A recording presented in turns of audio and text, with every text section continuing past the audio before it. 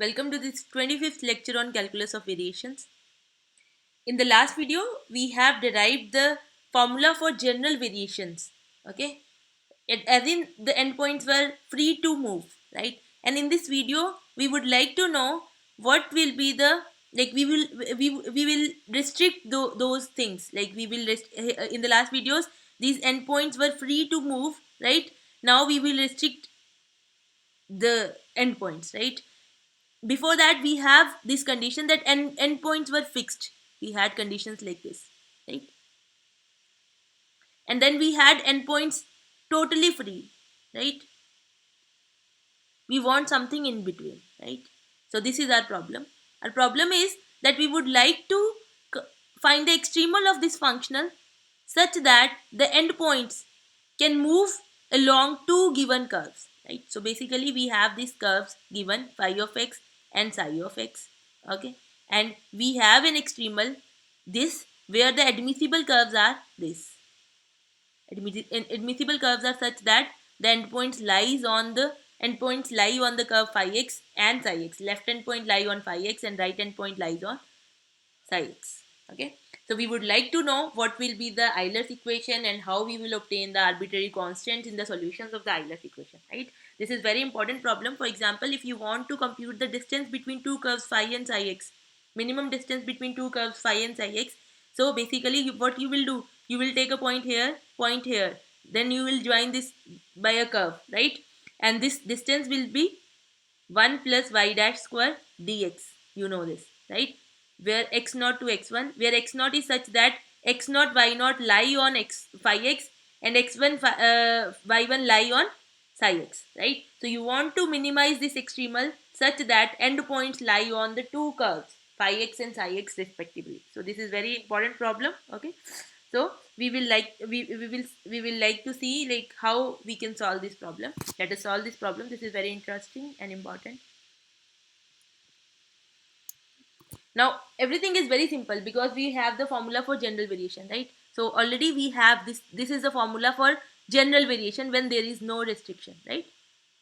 This we have done in the video 23, right? This is the formula for general variation of the functional of this form, okay, when there is no restriction on left as well as right endpoints, right? And we know that if we are looking for the extremal, then the necessary condition to obtain the extremal is that the variation should be 0. So for sure we want del j is equal to 0, right? And again, this thing I have explained in last video also. Again we will see this is the set of the curves where there are no restrictions on the endpoints, and this is the set of the curves where endpoints are fixed, right? So now if y is an extremal with respect to this set of curves, then for sure y is an extremal with respect to this set of curves, okay? And we know that for necessary condition for an extremal with respect to this set of curves is that simply fy minus dy by dx of fy dash is equal to 0. This is Euler's equation. So when you will put this is equal to 0, then already this thing is equal to 0 for extremal, right? So we will left with that the sum of these four terms is equal to 0, right? So we are left with this thing. Okay, is it clear? Okay, this is what we need to put equal to 0,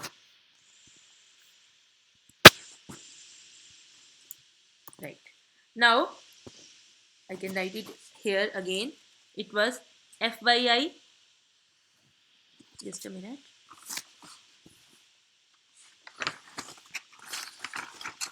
So we have not I, there is no I because we are with one variable.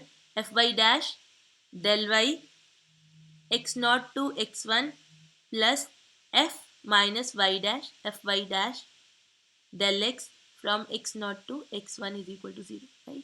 This is multiplication. So we need to compute del y naught and del y1, right? In terms of, we will compute del y naught and del y1 in terms of del x1 and del x naught, okay? Now our endpoints are moving along the curves. This is curve phi x, this is the curve psi x, right? Okay, this is the point x naught and this is the point x naught plus delta x naught, right? This is the point x1 and this is the point x1 plus delta x. See, this is your yx and this is your y star x, okay? These are your admissible curves. This is the increment. So the endpoints of y star are x naught plus delta x naught, y naught plus delta y naught, and right endpoint is x1 plus delta x1, y1 plus delta y1, and left and for this y the endpoints are x naught and x1, right? So this distance is delta x naught and this distance is delta y naught. If I assume that this is linear, okay, then this, if I assume this is linear, then tan of this theta is phi dash at x naught, but this is not linear, so I'll add an epsilon, right?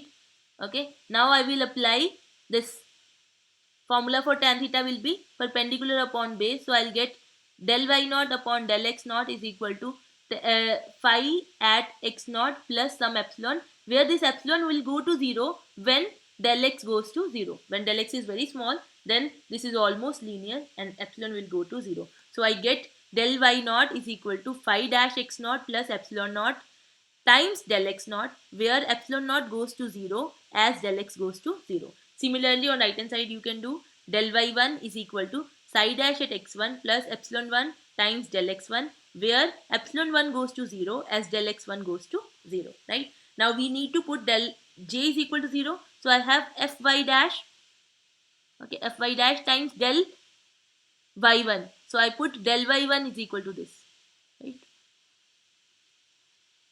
Okay, del y1 is equal to this, minus we have fy dash times del y naught, put del y naught is equal to this, so you have this term, right? Okay, and then this term as such at x1 and x0. Okay, now see this epsilon 1 times del x1, this is of order 2, and in the variation we don't have terms of order 2, so we can neglect this term. And again similarly here epsilon naught and del x naught, this is also of order 2, and we don't need the order 2 terms in variation, so we can neglect these two terms. So what we will be left with,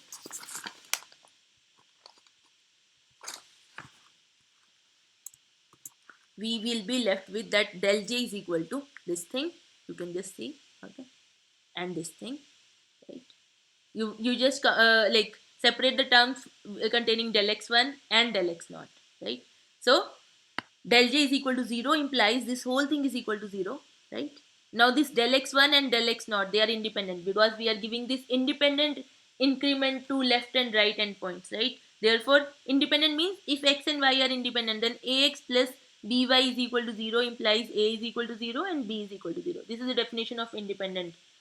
It means that you cannot write one in terms of other. Now if b is not equal to 0, then I can write y is equal to a upon b times x, right? So it means that x and y are dependent. But if I'm saying that this delta x naught and delta x1 are independent, then the coefficients has to be 0. So we will get this is equal to 0 and this is equal to 0. I can write it precisely as f plus y dash phi dash minus y dash fy dash at x naught is equal to 0 and at x1 is equal to at x1 is equal to, this was at, yeah, x naught all. Just a minute.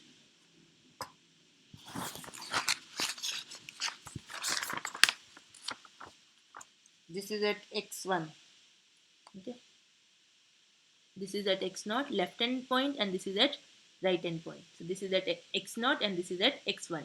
These are called transversality conditions. These conditions are called transversality conditions. So basically what we have to do, we have to simply solve our Euler's equation, and this Euler equation is a second order differential equation, so the solution will contain two arbitrary constants, and those two arbitrary constants will be obtained using these two transversality conditions, okay, when your endpoints are moving on the curve. This is very important. Let's move on. There is one special case, we will look at that case. This is special case when your functionals are of this form, right? Then transversality condition takes a very special form, okay. Let us see. We have this, your f is equal to fxy 1 plus y dash square, right? So fy dash will be this thing, right? So your transversality condition, which is f plus phi dash y minus y dash times fy dash, will become f plus phi dash minus y dash. This is the value of fy dash.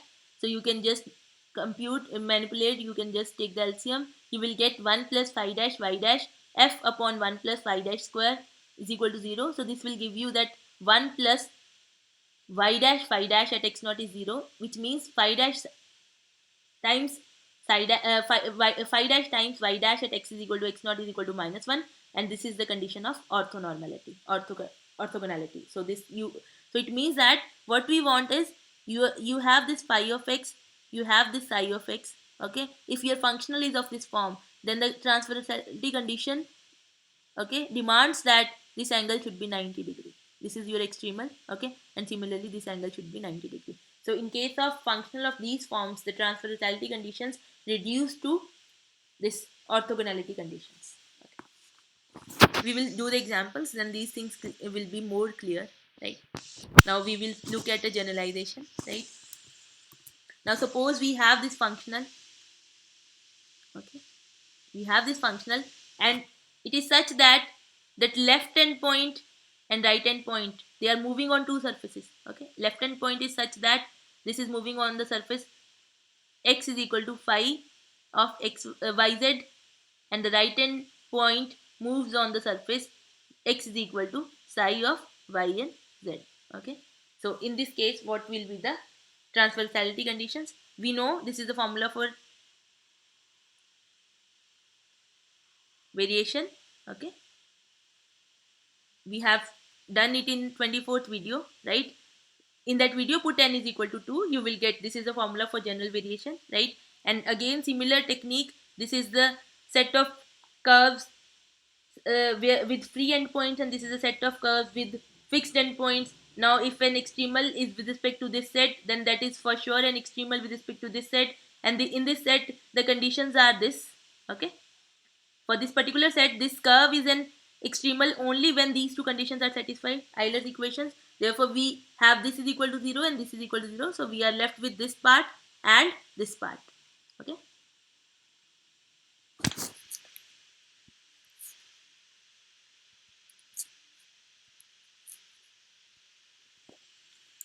Okay. So, our del J is actually this thing plus this thing is equal to 0. Right. Now, at the left end, x is equal to phi of yz. Therefore, del x will be curly phi by curly y times del y plus curly phi by curly z times del z, right? So at the left end, you can replace your del x at x naught is this thing, and at the right end, x is equal to psi of yz. Therefore, del x will be curly psi by curly y, which this is the partial derivative, times del y plus curly psi by curly z times del z. Okay. So now you replace, keep these things as such. Just replace this del x1 and del x naught, and then okay, then you have four things: del y naught, del y1, del z naught, del z1. Okay, separate those terms: del y naught, okay, del z naught, del y1, and del z1. And these four quantities, they are independent. Okay, therefore the coefficients have to be 0. So these four coefficients will be 0. So what we get is, we get these four things is equal to 0. Okay. These are called transversality conditions. Okay. So what you have to do, you have to solve these two equations. These are two second order equations. So you have four constants, and those four constants are obtained using these transversality conditions. Okay. In the next video, we will look at the examples of these things so that the things will be more clear. Thank you.